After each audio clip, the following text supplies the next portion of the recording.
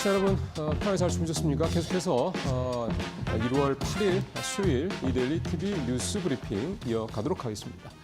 예, 오늘 일단 CES 2025 얘기로 시작을 했습니다. 뭐 개막을 했기 때문이기도 하고요. 가장 큰 관심사 역시 젠슨황 엔비디아 CEO가 기조연설을 통해서 뭔 얘기를 할 것이냐였죠.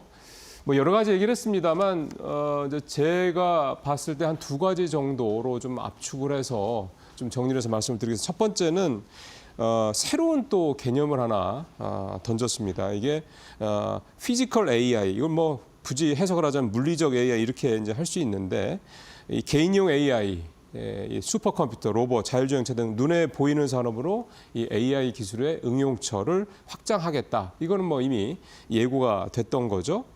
여기에 또 하나 굳이 덧붙이자면 코스모스라고 하는 거를 또 이제 얘기를 했는데 이거는 이제 이 피지컬 AI, 즉 물리적 AI를 실행시키기 위한 이를테면 뭐 전술 프로그램이다 이렇게 이해를 하면 될 것 같습니다. 그러니까 자율주행차라든가 로봇 그다음 이런 부분들을 교육하는 프로그램인 거죠.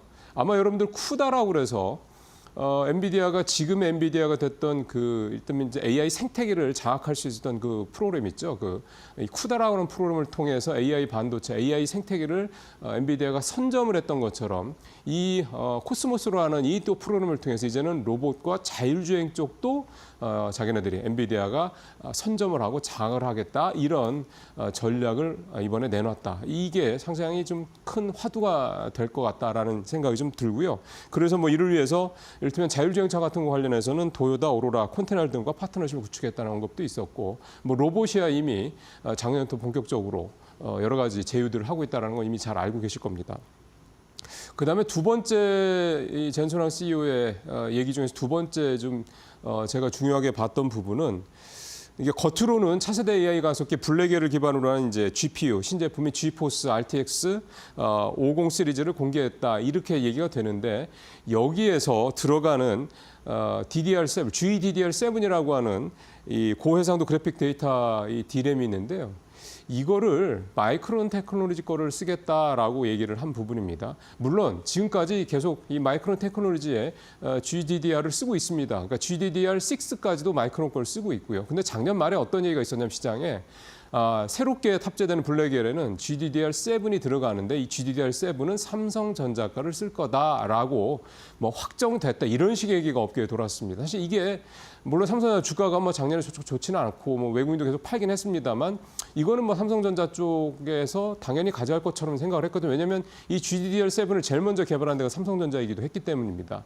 근데 뚜껑을 열어보니까 마이크론 걸 그대로 쓸 거야라고 얘기를 했다는 거죠. 그러니까 이 마이크론 테크놀로지, SK하이닉스, 삼성, 그다음에 삼성전자가 다 이 GDDR7을 개발해 놓은 상태이긴 한데 삼성전자가 선두권에 있다고 생각을 했는데 이게 좀 다시 약간 실망이 된 거죠. 그래서 일각에서는 젠슨황이 소위 말하는 K반도체를 이제 견제하라는 그런 모습들이 나타나고 있다. 소위 말하는 이제 이데일리 오늘 기사에도 나옵니다만은 팀 아메리카를 만들어서 K반도체를 견제한다. 이런 식의 이제 표현까지도 좀 나오고 있습니다. 어쨌든 이 소식이 전해지면서 어제 장 초반에 일단 강세로 시작했던 SK하이닉스도 그렇고 삼성전자도 그렇고 5호장에 들어가서 다 하락세로 좀 마감을 하는 그다음에 반도체 소부장주들도 어제 대부분 장 후반에 들어가서 다 좀 마이너스로 돌아서는 이런 모습이 나타나게 됐습니다. 오늘 엔비디아가 또 큰 폭으로 떨어졌죠. 6%가 넘게 떨어졌기 때문에 이런 부분까지 좀 겹친다 그러면 오늘 반도체 또 반도체 관련주들 흐름은 어제 이어서 조금 더 부진할 수도 있겠다. 이런 예상도 좀 미리 좀 해보겠습니다. 자, 그다음에 SK하이닉스 얘기를 그래도 좀 더 해보겠습니다. 국내 증권가에서는 SK하이닉스에 대해서 이제 긍정적인 전망들이 계속해서 좀 나오고 있습니다. 30만 닉스, 그러니까 목표가 30만 원대로 올린 증권사들도 좀 나타나고 있죠. 화면에 보시는 것처럼 두 군데가 얘기를 하는데 BNK 같은 경우는 31만 원까지 좀 올린 상황입니다. 왜 이렇게 올린다라는 거에 대한 이유는 뭐 여러분들께서도 잘 아실 테니까 제가 별도로 또 따로 말씀을 드리지는 않겠고요. 특히 이제 CES 2025를 이제 이 기준으로 해서 앞뒤로 해서 뭐 폭스콘의 역대 최대 실적, 그다음에 좀 있으면 나오겠습니다만 TSMC 역대 최대급 실적 나올 거다라는 전망, 그다음에 젠슨황의 어떤 이런 여러 가지 얘기, 특히 이제 AI 쪽의 상황이 계속해서 늘어날 것이다. 여기에다가 또 불을 붙인 게 또 마이크로소프트가 800억 달러 올해 투자하겠다. 당초 한 600억 달러 정도 얘기 나왔던 것보다 훨씬 더 좀 늘린 거죠. 이런 예들이 좀 종합적으로 합쳐지면서 이렇게 AI 쪽이 계속해서 확장이 되면 당연히 HBM 수요가 늘어날 수밖에 없으니 HBM 시장을 장악하고 있는 SK하이닉스의 이 어떤 수혜가 그대로 갈 것이다.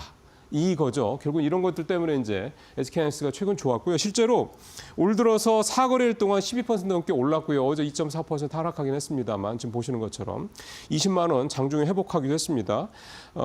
그다음에 외국인들 수급 좋습니다. 올 들어 외국인들이 코스피 전체에서 한 1조 조금 못되게 샀는데 그중에 절반 가까이 SK하이닉스를 샀다는 얘기거든요. 이게 예전에는 삼성전자를 이렇게 사고 SK하이닉스를 조금 사고 이런 식이었는데 거꾸로가 된 겁니다. 뭔가 좀 분위기가 좀 바뀌고 있다는 것도 여기서 좀 감지를 할 수가 있다 이렇게 볼 수가 있겠습니다. 반면에 삼성전자 같은 경우가 또 HBM 공급이 지연되고 있는 거. 오늘 전순환 CEO가 또 이 얘기 또 했죠. 삼성전자 결국은 엔비디아에 HBM을 공급할 것이다라고 얘기를 해놓고 난 다음에 뒤에 가서 하는 얘기 끝까지 들어야 되는 거죠. 근데 설계를 바꿔야 될 것 같아. 이렇게 사실은 굉장히 따끔한 약간 그런 지적을 하기도 했습니다. 자, 세 번째 얘기는 이제 국민연금. 매달 초에 이렇게 변동이 좀 있습니다. 오늘 각 언론에서도 특히 경주지들 중심으로 국민연금의 이 지분율 변동 내용을 상당히 좀 중요하게들 다루고 있는데요. 자, 이데일리에서는 제목에 국민연금 게임에 빠졌다 이렇게 제목을 달았습니다. 왜냐하면 게임주들에 대한 이 비중 확대가 굉장히 좀 큰 폭으로 늘었기 때문이라고 볼 수가 있겠고요. 다른 데서 나온 얘기들을 좀 종합을 해보면 게임주, 내수주, 그다음에 주가가 많이 떨어진 종목들, 예를 들어 2차 전지, 이런 종목이 되겠습니다. 그다음에 무리를 빚었던 종목들에 대한 비중 축소, 크게 이렇게 네 가지 정도 이렇게 압축을 해볼 수가 있겠습니다. 지금 화면에 보시는 것처럼 일단 게임 종목들은요, 보면은 대부분 다 1%포인트 이상 지분을 대폭 늘렸습니다. 1%포인트 이상 늘리는 게 많지 않은데, 이 게임 종목, 세 종목에 대해서 다 공이 그렇게 1%포인트 이상 높였고, 오른쪽으로 가보시면 유통주 중에 이마트, 현대백화점, 롯데쇼핑, 오리온, 이렇게 특히 이마트는 지분율이 2%포인트 이상 더 늘어났습니다. 굉장히 크죠? 어떻게 보면 가장 많이 늘어난 게 이마트다 이렇게 보실 수가 있겠고요. 다른 유통주들도 1%포인트 이상 지분을 다 늘린 게 눈에 띕니다. 크게 게임과 유통주다 이렇게 볼 수가 있겠고 2차 전지 쪽도 지분율 꽤 늘렸습니다. 1%포인트 이상 LNF, 포스코 인터내셔널 늘렸고 조선주도 지분을 조금씩 늘렸죠. H, 현대, 미포 같은 경우 1%포인트 넘게 늘렸고 STX 엔진은 상당히 좀 많이 올렸습니다. 요즘 STX 엔진이 굉장히 강한데 이것도 있고 성광밴드는 조금 올렸고 반면에요. 이수페타시스, 고려아연, DB하이텍 그동안에 뭐 하여간 이 주주들과의 분쟁이 있었던데 또 유상증자 이런 문제 또 이런 부분 때문에 무리를 빚었던 그런 기업들의 비중을 다 줄였습니다. 그러니까 이제 좀 굳이 이런 회사들 무리 빚고 있는 회사들 주주들과 이렇게 분쟁을 벌이는 회사들 굳이 가져갈 필요 없다라고 국민연금이 판단을 했다 이렇게 봐야 될 것 같고요. 제가 봤을 때는 전체적으로 이 큰 흐름을 통과하는 거는 낮은 밸류에이션이라는 생각이 좀 듭니다. 뭐 게임, 그다음에 유통, 2차 전지, 그다음에 이런 어떤 큰 업종들, 이번에 지분을 대폭 늘린 업종들 대부분 보면 작년에 주가들이 별로 안 좋았던 업종들이 대부분입니다. 조선주도 물론 늘리긴 하는데 조선주는 뭐 여러분들 잘 아시는 것처럼 지금 워낙에 호재들이 쏟아지고 있죠. 이런 부분들이 작용했다 좀 봐야 될 것 같고요. 그러니까 국민연금이 이렇게 지분을 늘렸던 업종들을 한번 잘 눈여겨 보시다가 이제 조정이 좀 시장이 조금 이제 이렇게 좀 계속 갈 수만은 없는 거니까 조금 쉬어갈 때 잘 한번 판단해 보시는 것도 좋은 전략이 될 것 같습니다. 자, 마지막 얘기는 음식료, 식품 쪽 얘기인데요. 앞서 이제 국민연금 얘기도 잠깐 말씀드렸습니다만 결국은 낮은 밸류에이션, 즉 주가가 많이 떨어져서 펀더멘털이 나쁘진 않은데 주가가 많이 떨어진 회사들, 이런 회사들에 대한 관심이 크다 이제 이 얘기인데요. 식품 기업도 사실은 작년 상반기 때 이 수출 호재 때문에 되게 좋았다가 하반기 들어서 좀 주춤했죠. 고환율 문제도 있었고 뭐 원자재값 상승도 있었고 등등등 그래서 뭐 가격 올리는 데도 있었고 등등 했는데 이제 오늘 이데일리 신문에 나온 이 산업맨에 나온 이 식품 기업 관련된 기사는 실적이 좋아질 것이다. 특히 중국 쪽의 실적이 좋아질 수 있을 것이다라는 얘기가 되겠습니다.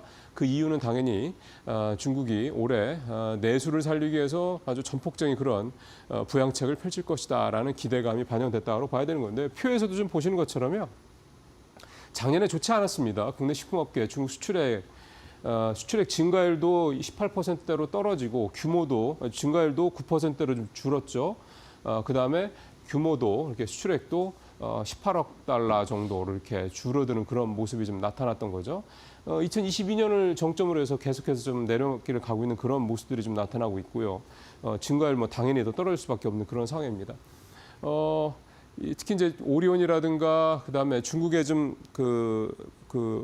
생산 시설이라든가 이런 기반들을 갖고 있는 오리온, 농심 이런 회사들이 이제 대표적인 예가 되겠고, 이런 회사들이 이제 올해는 이제 절치부심하겠다 이런 전략들을 내놓고 있고요. 그다음에 그동안에 좀 비중이 적었던 빈과 업체인 빈그레 같은 경우, 또 사양식품 같은 경우도 올해 중국에서 성과를 좀 내겠다 이런 얘기들을 하고 있습니다. 그러니까 결국 이렇게 안 좋았다라는 거는 좋아질 수 있는 뭔가 앞서 우리 국민연금처럼 그러니까 밸류에이션이 낮아진 상태다. 그러니까 저평가된 상태고, 그다음에 작년에 별로 좋지 않았다는 얘기는 다시 올라갈 수 있는 어떤 기본적인 기반이 될 수도 있다. 이렇게 해석을 해볼 수도 있는 겁니다. 근데 중국의 경기부양체의 효과가 정말 우리 식품 기업들, 소비자 기업들한테까지도 얼마나 올지 이거는 조금 더 이제 지켜봐야 될 부분인 것 같고요. 어쨌든 식품 기업도 결국은 국민연금의 이 비중 관련된 부분과 궤를 같이 한다. 이렇게 좀 볼 수가 있겠습니다. 뉴스브리핑 마치겠습니다.